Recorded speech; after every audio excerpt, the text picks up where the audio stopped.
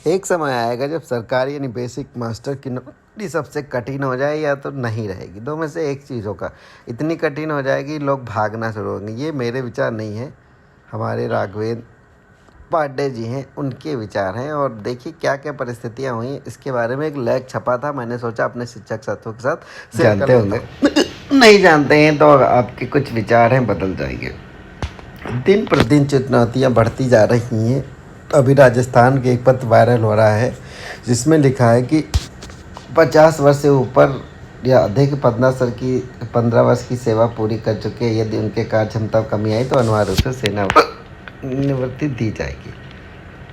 पत्र की वैधानिकता पर मैं कोई टिप्पणी नहीं कर रहा हूँ, मेरा बस यही सोचना है कि कर्मठता की जांच का मानक क्या होगा। यह भी संभव है कि किसी कर्मठ व्यक्ति को अकर्मण्य घोषित कर दिया जाए। कर्मचारियों पर आ रही इतनी प्रतिकूल परिस्थितियों से सबका चिंतित होना लाजमी है। अब उत्तर प्रदेश को ही लीजिए, पिछले 7 वर्षों में पदोन्नति नहीं हुई है, सरकार ने पदोन्नति का निर्णय भी लिया है तो सरकारी लोग वहाँ भी नकारात्मकता का अवसर तलाशने लगे हैं। आखिर पदोन्नति पर रोक लगवाकर क्या हासिल हो गया? लोग अपने दुख से अधिक दूसरों के सुख से परेशान हैं। इन्हीं सब परिस्थितियों का लाभ नियोक्ता भी लेते हैं। उन्हें पता है कि कर्मचारी आपस में संगठित नहीं है, जिसका उनके द्वारा भरपूर लाभ लिया जाता है।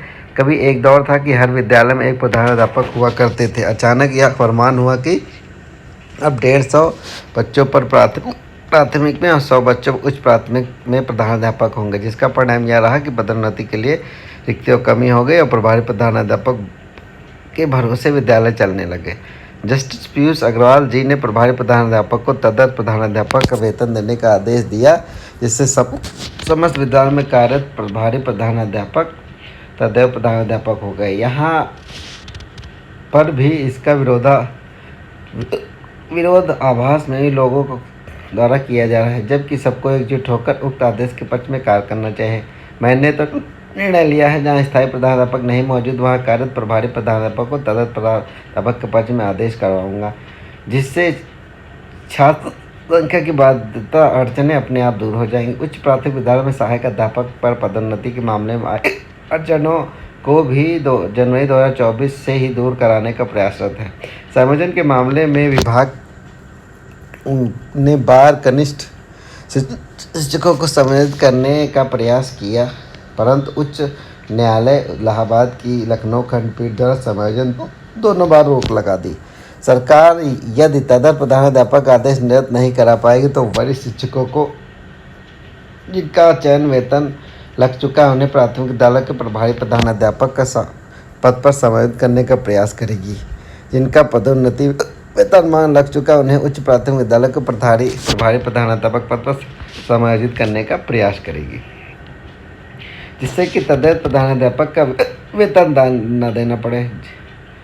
जबकि मेरा मानना है कि इस परिस्थिति में जब उनका कैडर सहायक अध्यापक का है तो भले ही उनका चयन वेतनमान और पदोन्नति वेतनमान लगा हो, मगर अभी उनकी पदोन्नति की जाए तो उनका एक इंक्रीमेंट बढ़ जाएगा। इसलिए उनसे प्रधान लेने का तदर्थ प्रधानाध्यापक इंक्रीमेंट बढ़ाना होगा।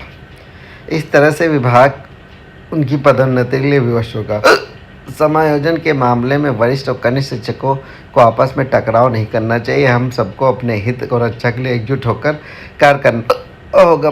पदोन्नति के मामले में मैंने एकल पीठ के आदेश करवाया, डिवीज़न बेंच ने भी पैरवी कर रहा हूँ, सुप्रीम कोर्ट में भी हमारी उपस्थिति है। गर्मी की छुट्टी प्रभारी प्रधानाध्यापक को जोड़कर उनके तदर्थ रूप में प्रधानाध्यापक का वेतन बकाया भुगतान दिलाने की तैयारी करूँगा, जिससे कि गर्मी की छुट्टी के बाद उन्हें आदेश जारी करवाया जा सके। उक्त आदेश डिवीज़न बेंच सुप्रीम कोर्ट में रक्षा की जा सके। समायोजन के मामले में भी वरिष्ठ गुरुजनों के हित में ही होगा, किसी की क्षति नहीं पहुंचेगी। उन्हीं के पक्ष में पैरवी करने का प्रयास करूंगा। ठीक है, पदोन्नति मैंने ठीक है।